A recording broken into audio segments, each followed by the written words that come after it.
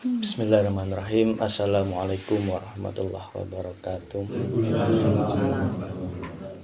Alhamdulillahirrabbilalamin. Asyhadu an la ilaha illallah wa asyhadu anna Muhammadar Rasulullah. Allahumma sholli ala sayyidina Muhammad wa ala ali sayyidina Muhammad. Apa yang disampaikan Pak Widi itu arahnya sudah betul, menuju arah jalur makrifat. Tinggal penyempurnaan. Jadi memang betul pandangannya itu sudah mulai meninggalkan pandangan kemakhlukan. Tadi disampaikan banyak kondisi umat yang ketika diberikan kenikmatan oleh Allah, muaranya adalah masih mengaku-ngaku nggih Pak nggih. Dirinya yang berbuat, dirinya yang usaha, dirinya yang bisa laris dan sebagainya, atas usahanya, kekuatan darinya, sehingga muaranya adalah jauh dari kenikmatan yang sesungguhnya, alias tertipu dengan kenikmatan yang palsu itu. Perlu disampaikan bahwa ada 4 kondisi Allah menghadapkan terhadap hambanya. Yang pertama adalah kondisi takwa, yang kedua kondisi maksiat, yang ketiga kondisi nikmat, yang 4 kondisi bala atau musibah. Sebenarnya 4 kondisi atau 4 waktu ini adalah ujian dari Allah. Kenapa kami katakan ujian? Untuk menagih janjinya.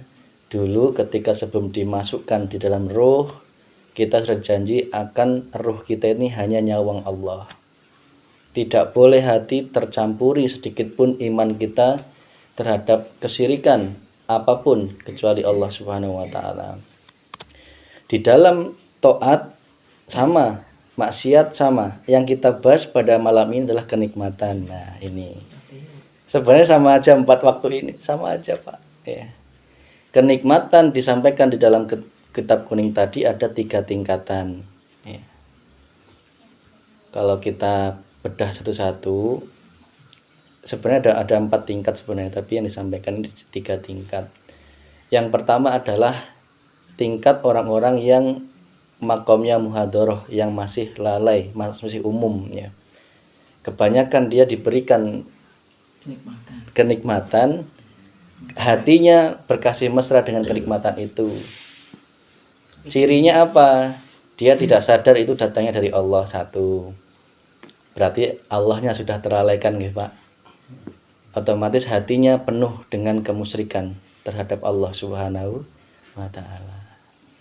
Terus yang kedua, ciri yang kedua, masih banyak sekali pengakuan dalam dirinya, suksesnya, nikmatnya, baik nikmat dohiriyahnya maupun batiniyahnya itu datangnya dari dirinya. Dia mampu mengusahakan, dia punya kekuatan, ndak aing nu embret, aing nu jualan ya kan, aing nu naon wae gitu ya. Muat batur mah moal bisa kan muarana ka ditu. Jadi hatinya betul-betul masih banyak sekali kecampuran syirik kepada Allah Subhanahu wa taala.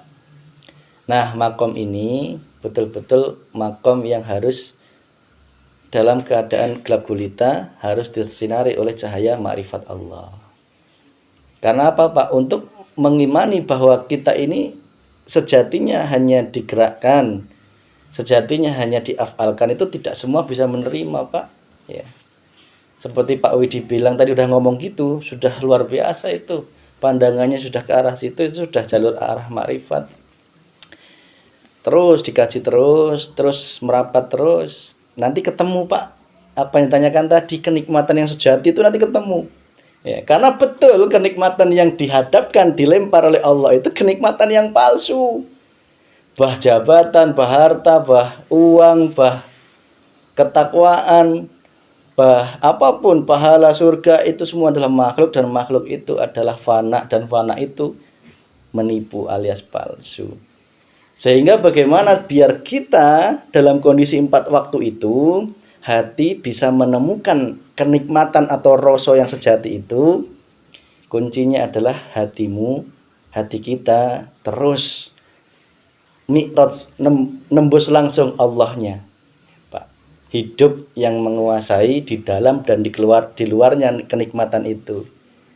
Di dalam diri kita dan di luar kita, di alam semesta dan di luar semesta, dan Allah lah maha meliputi segala sesuatu. Itulah hidup Pak. yang tidak bisa kita gambarkan dengan apapun ya.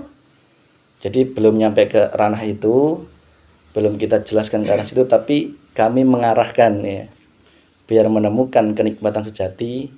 Jangan engkau sawang makhluknya kenikmatan itu, baik ketakwaan, maksiat maupun nikmat maupun bala, itu kan makhluk nih Pak nggih, yang didatangkan oleh Allah. Hatimu sibukkan terus nyawang Allahnya. Caranya gimana Pak? Caranya tajalikan bahwa Allah yang berkuasa, Allah yang menggerakkan, minimal Allah yang menggerakkan itu minimal. Itu udah arah yang betul itu. Saya bisa pengajian ke sini karena digerakkan Allah. Itu sudah arah yang benar, gerbang awal itu baru awal ya.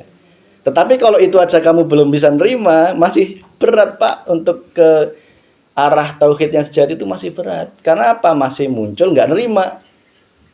Masih merasa saya bisa ke sini karena kemampuan saya, itu contoh kecilnya ya. Saya bisa minum karena kemampuan saya. Apalagi usaha, apalagi ketakwaan, sama Pak.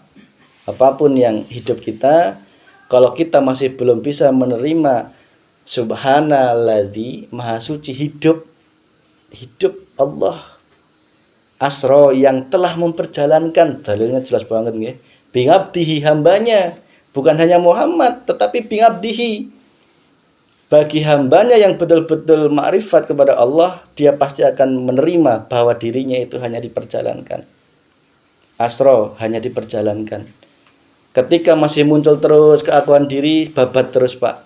Agar apa? Kita tidak tertipu oleh kenikmatan yang palsu itu. Yang kedua, tingkatan yang kedua adalah sudah mulai bagus. Itu adalah tingkatan orang-orang thariqah ya. Orang-orang yang sudah mulai ada perbaikan hatinya. Dia sudah mulai eling Pak. Oh, ini kenikmatan ini ayak numerek gitu cek sunana teh. Yo iku Gusti Allah. Tetapi di dalam kondisi ini masih ayak kecampuran syirik. Pengakuan dalam dirinya, meskipun itu diperek ku Allah, usaha ibaratnya masih ada perkataan gini, kita yang berusaha, Allah yang menentukan gitu nggih.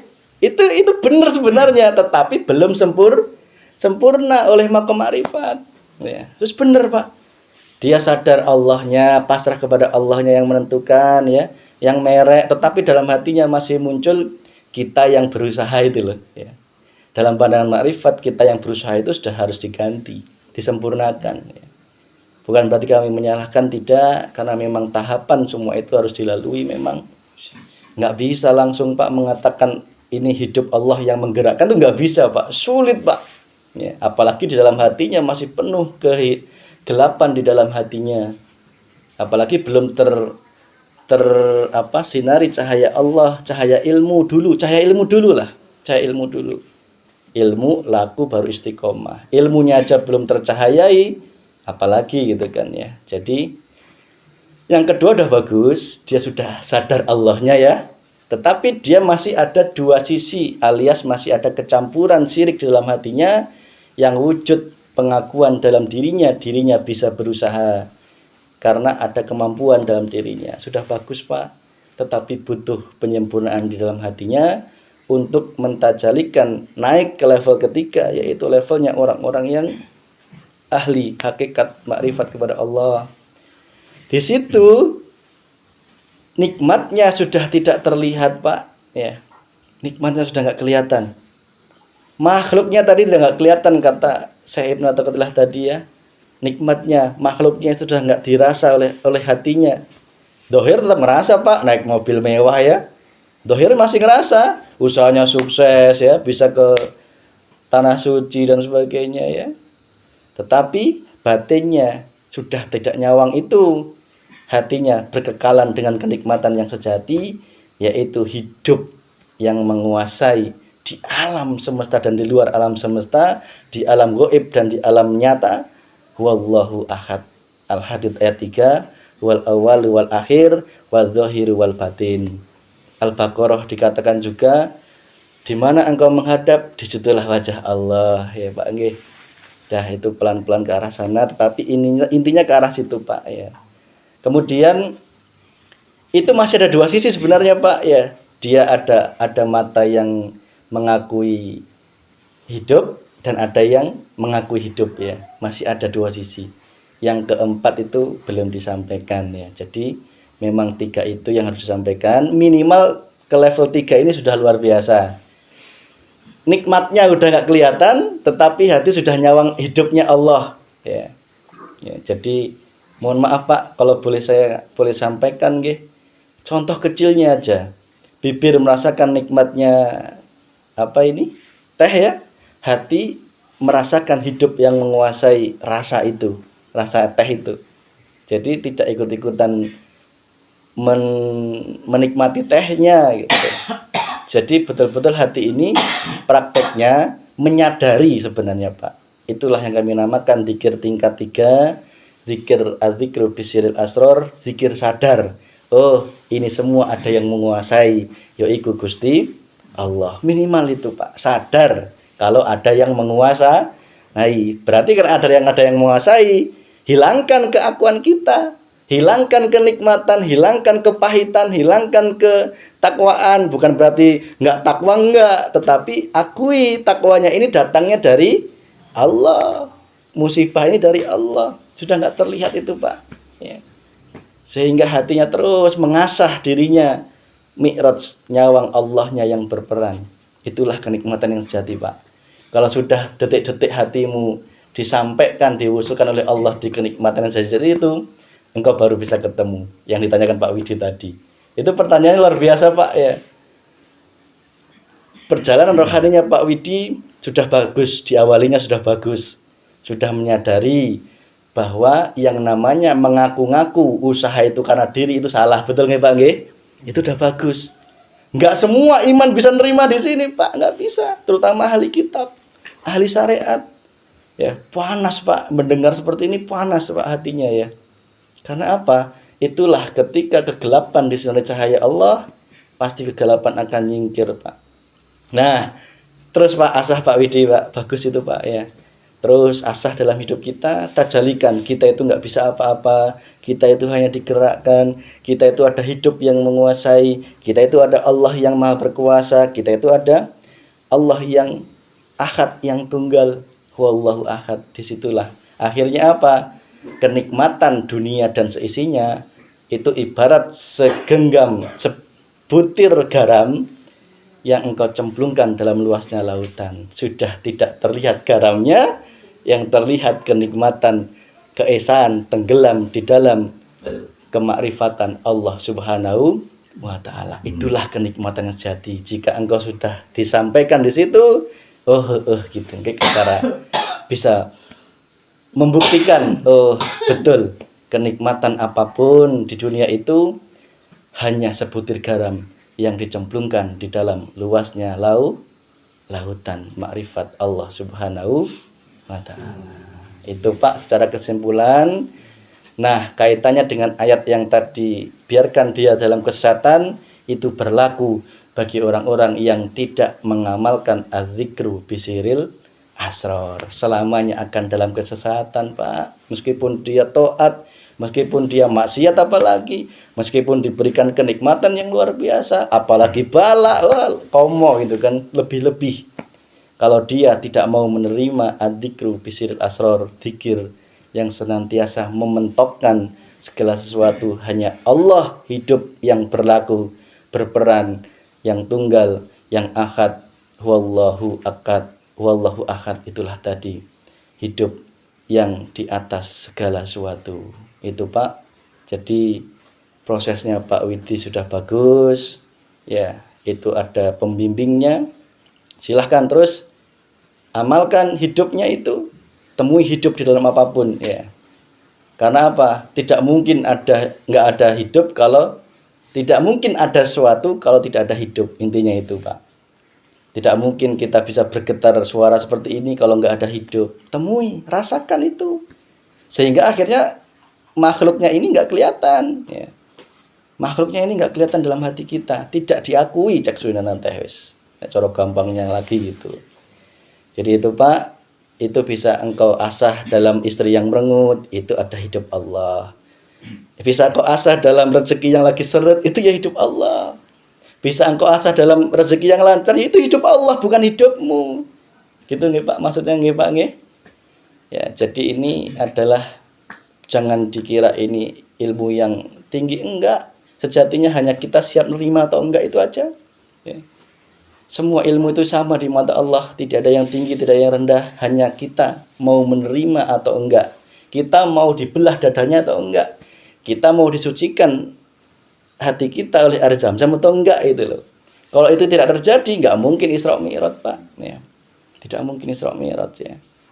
Jadi silakan dicek, ketika mendengar seperti ini masih panas, hati masih panas, itu tanda pandangan hati kita masih melihat makhluknya. Iman kita masih tercampuri oleh syirik. Sejatinya yang harus kita bersihkan, hidup kita di dalam hati kita hanya Allah yang bercokol, Pak. Itulah iman yang sejati. Mohon maaf, terakhir kami berpesan, Pak, tolong Sadahayu itu sudah bagus tatanannya Bapak, sudah sangat bagus. Pentolan-pentolan imam-imam di sini, jadilah suri tauladan yang baik. Jadilah pengkokoh di Sadahayu, jangan malah mundur. Ya. Kita ingin membawa, Allah ingin dibawa, ya. Allah ingin membawa kita semua dari syirik dohir menuju syirik batin itu semakin sempurna, dilepaskan.